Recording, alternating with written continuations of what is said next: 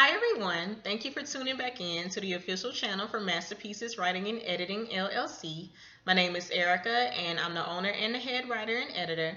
And in today's video, I wanted to talk about how to write effective sales copy. So I'm going to go over 5 tips to make sure that you're not only writing copy that sounds great, but you're also writing copy that sells. So tip number 1, cut the fluff. Cut the fluff. Remember that less is more. And I know that for the people that are creative writers at heart, this can be difficult because we love adjectives and adverbs to make our sentences sound all flowery. However, in business copy, less is more. So you have to make sure that you can say what it is that you need to say using the least amount of words as possible. Even though you might write sentences that are lengthy and they're still grammatically correct, in business copy, they're going to fall kind of flat. So you want to make sure that you're able to grab people's attention and to grab their attention fast and to be able to keep their attention. And sometimes words can get in the way, and sometimes it can distract from what it is that you're selling. So they're not even interested to find out. So make sure that you cut the fluff and make sure that you are using the least amount of words as possible. And like I always say, keep in mind, less is more. Figure out, how can I say this, but go back over it. Can I say it using less words? Number 2, make sure you personalize the experience.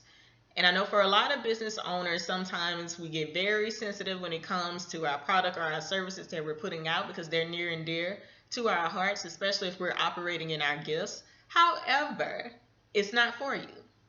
It's for other people, and you have to make sure that you are writing to your audience, the people who are going to benefit from what it is that you're offering. So make sure that you personalize the experience. You don't want it to be obvious that this is a company talking to a client and I just want your money, because it's bigger than that. You want to make sure that you're serving. So make sure that it sounds like a personal conversation that you're having between two people. Not necessarily to where it's informal, but you can still have a friendly, formal conversation, and incorporating pronouns such as you, we, us, your, making it sound as if they're a part of the conversation. That draws your audience in and it makes them more interested. So even if you do have copy that's more lengthy, they'll be more likely to read into the end because they feel a part of the conversation. And with that, whenever you use the long form in your copy, they want to be a part of your growth, of your experience. And in that, they'll be able to see where they can relate to you. So make sure that you put parts of your personality into it. You don't want to be a technical writer in a sense, because sometimes technical writing can get kind of stiff. So you still can put out copy that's effective and it shares parts to you without it being too informal or too stiff. So just make sure that you're personalizing the experience and you're putting your personality in it as well.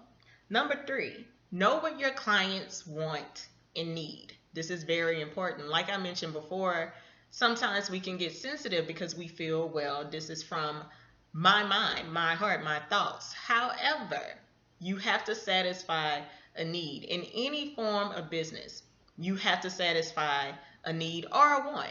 So you have to tap into what your audience is in search of. What is the thing that they need most? And with the pandemic going on, that's changed for a lot of business owners and entrepreneurs. So you have to continuously check in to make sure that you're satisfying this need and this want. And you don't have to necessarily change everything about what it is that you're putting out there, but just make sure that you're incorporating that into your copy, that you're not just talking to people who aren't interested in cooking and you're adding cooking stories to your copy. It wouldn't work because, again, that's not something that your audience is interested in, and that's not something that they're in need of. So just make sure that you're tapping into their wants and their needs. Number 4, use specific numbers and figures. Again, this is for your audience, so you have to let them know up front what's in it. What will the benefit be? And besides, it works or it's great. They need to know, what's the investment? What's the cost? What will I be gaining? Is there anything that I'm losing? So even if you're running a sale, put the percentage up. How much is off? What's the original price versus the sale price? Even if it's a big investment, break that down into what the benefit would be. What's your percentage of the people who have had success with whatever it is that you're offering? Put those numbers and figures into your copy to clearly communicate to your audience up front, here's what you can expect. That way they can go into it knowing, okay, I am highly interested and I'm aware of the fact that this is going to be involved in a cost.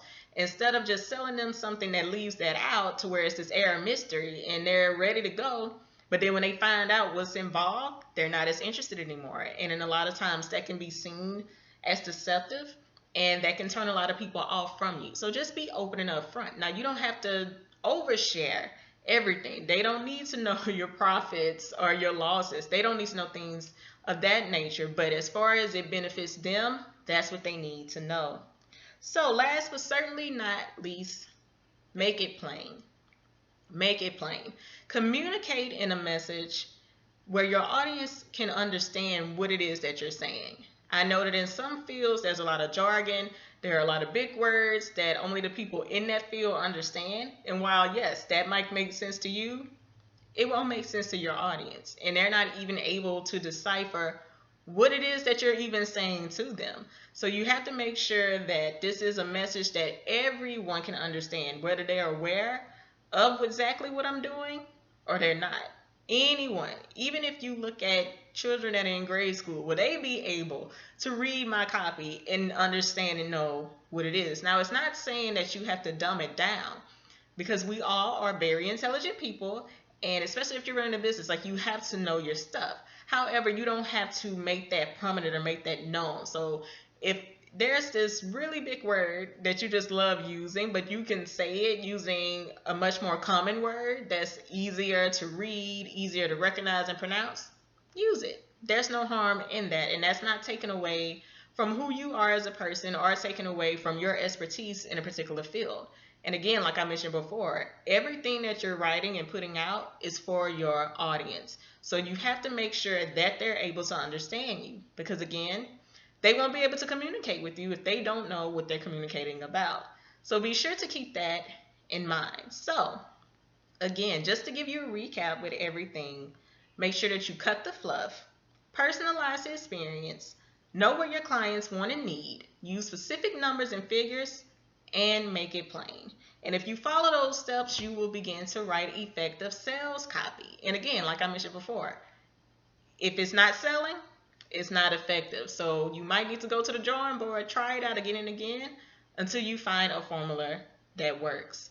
And if anyone would like to talk to me about their business or anything that they plan on doing that's related to writing copy, feel free to drop me a message. I'm going to include all my links below. You can DM me. You can sign up for a free consultation, very easily accessible, and we can talk about a strategy that might be best for your business. And if you all just want to sign up for any of my other services, you can request a quote as well. That link is going to be below. And like always, make sure that you like, comment, subscribe, share this video with anyone that you feel needs it, and I will be here with you all pretty soon again. So be on the lookout for our next video. So again, thanks for watching, and I will see you next time.